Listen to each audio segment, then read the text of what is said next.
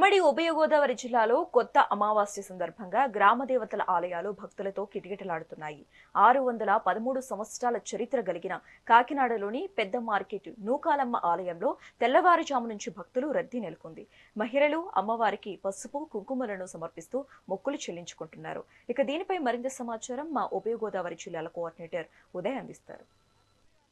సందర్భంగా గ్రామాల్లోని అమ్మవారి ఆలయాలన్నీ భక్తులతో కిటకిటలాడుతున్నాయి.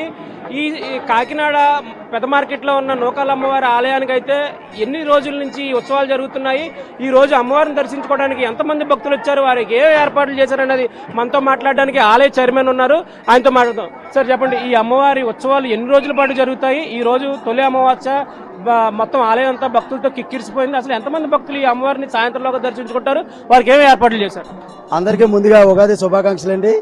ఈ అమ్మవారు ఆంధ్రప్రదేశ్లోనే 613 సంవత్సరాల క్రితం స్వయంభూ కింద వెలిసిన అమ్మవారు అనమాట అండి. 613 సంవత్సరాల క్రితం ఈ అమ్మవారిని అప్పటి నుంచి ఇప్పటి వరకు కూడా తరతరాలుగా చాలా మంది వచ్చి భక్తులు వంశపార్యపరంగా అమ్మవారిని గ్రామదేవత అనమాట.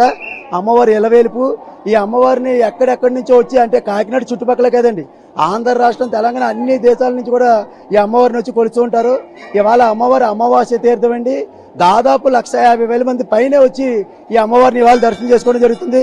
మీరు చూస్తూ ఉన్నారు, ఇక్కడ ఏవైతే ఉన్నాయో చక్కగా ఏవైతే ఉచిత లైన్లు ఏర్పాటు చేసాం, అలాగే అంతరాలయ దర్శనాలు ఏర్పాటు చేసాం.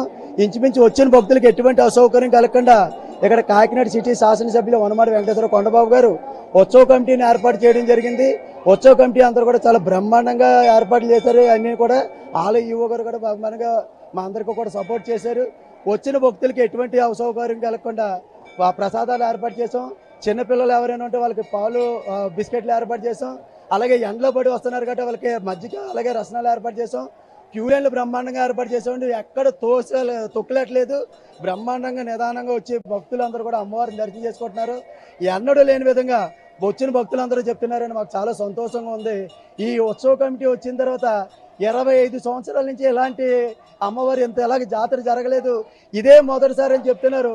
నిజంగా అందరికీ కూడా ధన్యవాదాలండి. అమ్మవారు అందరికీ కూడా మా అందరికీ కూడా అవకాశం ఇచ్చారు. అమ్మది ఏముంటే అన్నీ ఉన్నట్టే. ఎన్ని రోజులు జరుగుతాయి అసలు ఈ ఉత్సవాలు? ఎన్ని రోజుల పాటు జరుగుతాయి? ఏ రోజుతో ముగుస్తాయి? ఈ ఉత్సవాలు వచ్చినప్పటికి శివరాత్రి వెళ్ళిన తర్వాత నెలవంకతో మొదలవుతుందండి.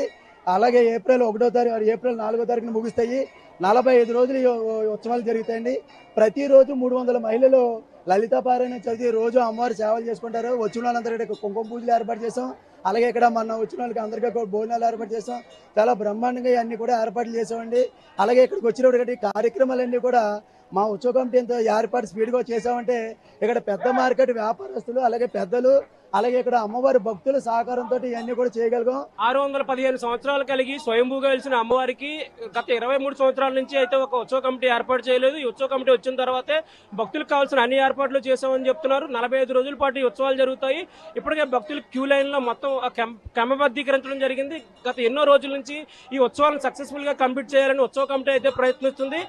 ఎమ్మెల్యే కొండబాబు ఆదేశానుసారం ఈ ఉత్సవ కమిటీ పనిచేస్తుంది. భక్తులకు ఎటువంటి ఇబ్బందులు లేకుండా అమ్మవారి దర్శనం అయితే చాలా ఈజీగా జరిగేలా అన్ని ఏర్పాట్లు చేశామని చెప్తున్నారు. మెగా న్యూస్ కోసం వీడియో జర్నలిస్ట్ దొరబాబుతో ఉదయ్, కాకినాడ నుంచి.